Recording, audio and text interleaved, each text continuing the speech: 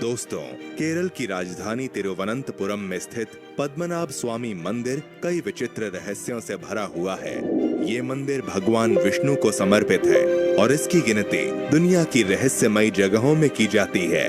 दरअसल इस मंदिर में कई ऐसे रहस्य हैं जिन्हें कई कोशिशों के बाद भी कोई सुलझा नहीं पाया है। इस मंदिर में कई ऐसे रहस्यमयी स्थान और जगह हैं जिन्हें शापित माना गया है। इस मंदिर का 7वां दरवाजा हर किसी के लिए एक पहेली बना हुआ है। इस मंदिर का जिक्र ब्रह्म पुराण, मत्स्य पुराण, वराह पुराण, स्कंद पुराण तथा महाभारत में भी किया गया है।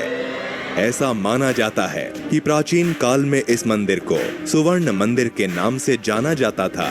इतना ही नहीं, कुछ प्राचीन लेखकों ने यहाँ तक लिखा है कि इस मंदिर की दीवारें सोने से बनाई गई थीं और इसके पास में बड़ा शहर भी सोने का बना हुआ था। इससे आप यह कल्पना कर सकते हैं कि प्राचीन काल में भारत कितना समृद्ध था। एक मान्यता के अनुसार कहा जाता है कि पद्मनाभ स्वामी की मूर्ति द्वापर युग में स्वयं भगवान परशुराम जी द्वारा बनाई गई थी। इसी कारण इस स्थान को इतिहास में सबसे अधिक महत्व दिया गया है।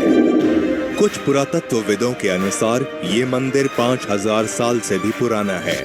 इसे कलयुग के प्रारंभिक काल में बनवाया गया था, लेकिन अन्य रिसर्चर्स के अनुसार इस मंदिर का निर्माण 6वीं शताब्दी में त्रावणकोर के राजाओं ने किया था। इसका जिक्र 9वीं शताब्दी के ग्रंथों में भी आता है। 1750 में महाराज मार्तंड वर्मा ने खुद को भगवान का सेवक यानी कि पद्मनाभ दास बताया था। इसके साथ ही पूरा का पूरा राजघराना मंदिर की सेवा में जुट गया। अब भी शाही घराने के अधीन एक प्राइवेट ट्रस्ट मंदिर की देखरेख कर रहा है। विष्णु को समर्पित इस मंदिर के बारे में कहा जाता है कि राजाओं ने यहाँ अथाह संपत्ति छिपा कर रखी थी ताकि किसी जरूरत में काम आए। मंदिर में 7 गुप्त तहखाने हैं और हर तहखाने से जुड़ा हुआ एक दरवाजा है। सुप्रीम कोर्ट की निगरानी में एक के बाद एक 6 तहखाने खोले गए। यहाँ से कुल मिलाकर 1 लाख करोड़ से ज्यादा कीमत के सोने हीरे के आभूषण मिले, जो मंदिर ट्रस्ट के पास रख दिए गए। इसके बाद जैसे ही टीम ने वॉल्ट बी यानी कि 7वें दरवाजे को खोलने की शुरुआत की, तो दरवाजे पर बने रहस्यमयी प्राचीन सांपों के चित्र को देखकर काम रोक दिया गया। कई लोगों की मान्यता थी कि इस दरवाजे को खोलना अशुभ होगा। उनका मानना है कि इस दरवाजे की रक्षा कोई अलौकिक शक्ति करती है और इस दरवाजे को खोलने पर कोई बड़ी आफत आ सकती है। मंदिर पर आस्था रखने वालों की मान्यता है कि जज टीपी सुंदरराजन, जिनकी अध्यक्षता में दरवाजे खोलने का फैसला हुआ, उनकी एकाएक मौत भी इन्हीं दरवाजों का शाप है। एक इतिहासकार के अनुसार 1931 में इसके दरवाजे को खोलने की कोशिश की जा रही थी, तो हजारों नागों ने मंदिर के तहखाने को घेर लिया था। इससे पहले साल 1908 में भी ऐसा हो चुका है।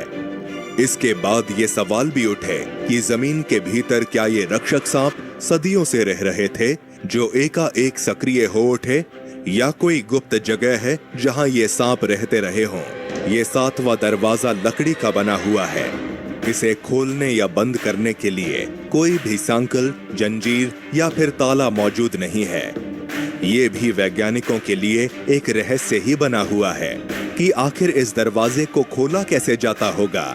कहा जाता है कि इस दरवाजे को नागबंधम या नागपाशम मंत्रों का प्रयोग कर बंद किया है। इसे केवल गरुड़ मंत्र का स्पष्ट और सटीक मंत्रोच्चार करके ही खोला जा सकता है। लेकिन ये भी माना जाता है कि ये मंत्र इतने मुश्किल हैं कि इनके उच्चारण या विधि में थोड़ी भी चूक से जान जा सकती है। यही वजह है कि अब तक इसे खोलने की हिम्मत नहीं की गई।